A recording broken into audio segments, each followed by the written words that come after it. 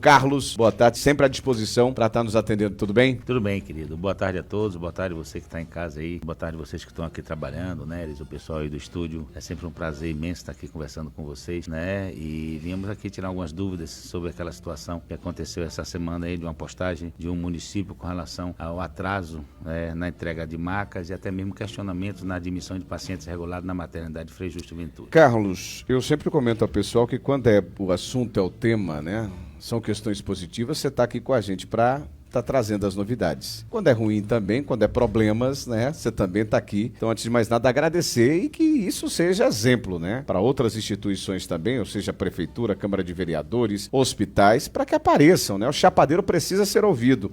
Esse fato aqui, Carlos, ele repercutiu mais ali naquela região de Piatã, Abaíra, Rio de Contas, mas nós do Chapada News também recebemos esse material da doutora Maurisleides Pérez, e ela postou na sua rede social, para você que está em casa e não sabe, ela colocou: esta madrugada tive que dormir nas cadeiras do pronto-socorro do Hospital da Chapada em Ceabra, Bahia. Assim é tratada a equipe médica e da enfermagem do município de Abaíra. Toda vez que fazemos transferência de pacientes para Ceabra, a outra opção é ficar do lado de fora, com frio, até a boa vontade da equipe de plantão liberar a maca para poder voltar à cidade de origem. Isso os jornais não mostram, a gente está mostrando, tá? É triste, frustrante e vergonhoso ver como você é menosprezado e tratado como nada pelos seus próprios colegas. Me pergunto, quando alguém vai se importar? Essa nota foi divulgada na rede social, fomos marcados também, e o Carlos está aqui para estar falando sobre essa questão. Fique à vontade, mais uma vez. Obrigado por estar respondendo. Tá, obrigado a você pelo espaço, né? Na verdade, assim,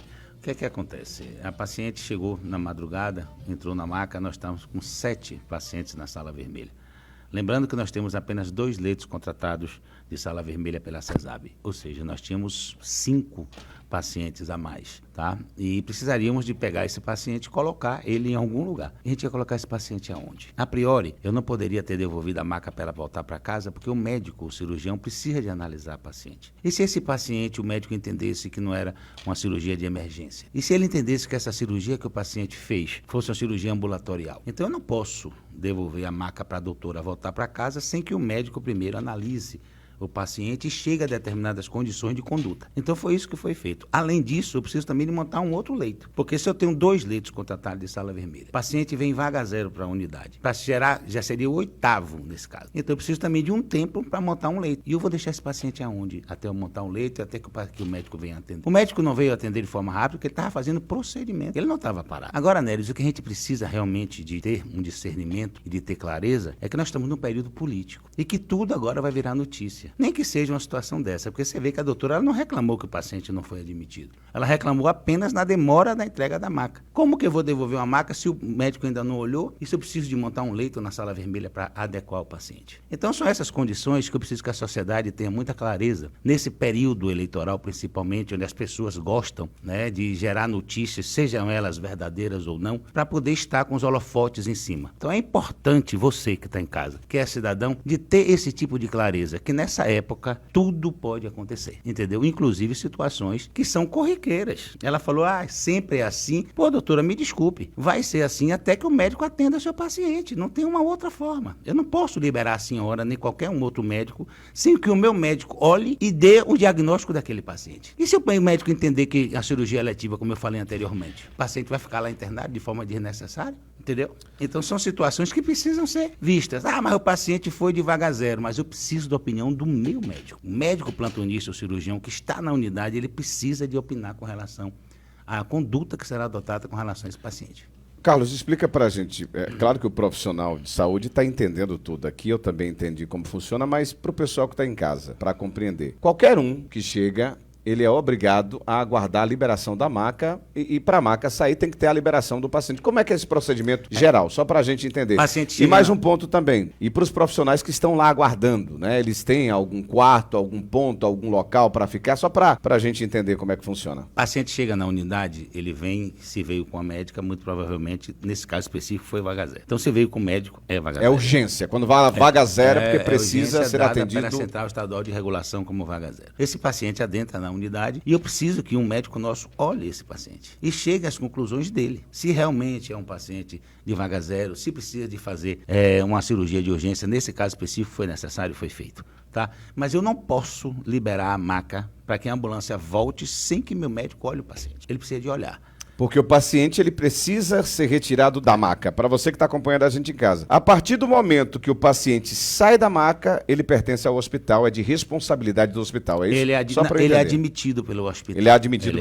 Enquanto ele está na maca... na verdade, ele já estava dentro da nossa unidade, mas o médico não olhou e ainda não tinha... É aquele momento que existe a conversa de um médico e o outro. Isso. E o meu médico estava fazendo o procedimento. No ato da solicitação da central de regulação, foi avisado que existiam esses dois procedimentos. Por isso é que ele não atendeu naquele mesmo momento, entendeu? Então são situações que precisam ser vistas. E além do mais, como eu falei, eu tenho 2 leitos contratados pela CESAB em Sala Vermelha. Eu estava com 6 pacientes. Esse foi o 7º. Então eu preciso de montar um leito. E é um leito de UTI, não é um leito comum.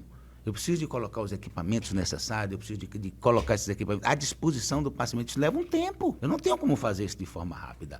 Mas se você foi avisado pela central de regulação, vê de Abaíra, vê daqui do lado. Então é muito rápido o trânsito de Abaíra até Ceabra. Então eu tenho dificuldades que eu preciso que sejam levadas em consideração pela sociedade. É esse tipo de situação que a gente fala. O paciente ele foi admitido, ele não ficou na rua. Em momento nenhum ela fala aí que o paciente ficou na rua. E ela ficou na recepção esperando a conduta do médico. E como é que é o procedimento? E os profissionais, os colegas, né? Eles têm um local, existe uma área para dentro da unidade, dentro da unidade nós temos a recepção que pode ser utilizada para esse tipo de conduta e infelizmente a gente não tem uma área específica para visitantes. Isso dentro da unidade não tem. Eu não conheço nenhum hospital que tenha isso. É só para a gente entender. Nenhum hospital possui esse tipo de conduta. Então, todos os profissionais que fazem transferência, eles sabem que precisam de esperar esse tempo de conduta interna médica. O profissional que vai daqui para Salvador é do mesmo jeito. Vai daqui para Feira de Santana. Do mesmo jeito. Eles não têm um quarto, um local, só para eu entender, que eu também sou Não tem. Eles ficam esperando a conduta do médico para poder retornar ou com o paciente de volta, se o médico lá entender que tem que voltar ou não. E é por isso que eu não posso liberar a maca para ela voltar sem que o médico tenha olhado e tenha já relatado a conduta daquele paciente. Isso sem falar que eu tenho que montar mais um leito, tá? Ou seja, a gente foi para 7º paciente de Sala Vermelha e eu só tenho 2 leitos contratados. Muito bem. Tá aí atendendo, a gente foi marcado, né? A doutora enviou pra gente e agradecer a Carlos. Fale pra gente também sobre essa questão da maternidade, né? Que você disse que tem uma informação.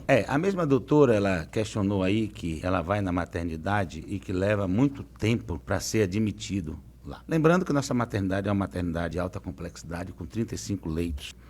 Pequena, né, mas que atende muito bem esses 11 municípios que são pactuados. E eu trouxe aqui um resumo e vou deixar nas suas mãos, porque a doutora sabe que a gente precisa, aquela questão da emergência que eu conversei com vocês aqui há algum tempo passado. Existe uma classificação dentro da emergência que as pessoas precisam saber. Não é a ordem cronológica de chegada das pessoas que fazem isso, e sim o risco que as pessoas fazem com relação à emergência. Eu vou só citar isso e lá na frente eu vou dizer, porque na verdade a doutora falou que demoraria muito o paciente regulado para ser admitido. Esse eu não vi, esse post eu não acompanhei. O que está na situação é esse. Se for na emergência, doutora, nós temos o atendimento vermelho que tem que ser feito de forma imediata, o amarelo até 60 minutos, o verde até 2 horas e o azul até 4 horas. Nós temos com a lista aqui de todos os pacientes que adentraram na nossa unidade, vou passar para a tua mão, não tem o nome dos pacientes, porque a LGPD ela não permite que a gente coloque o nome dos pacientes, somente as iniciais. E você vai dando uma olhada aí, que os 3 primeiros pacientes são pacientes verdes, todos eles foram atendidos com menos de 1 hora. Aí vem um outro paciente aqui, que é ELEAA.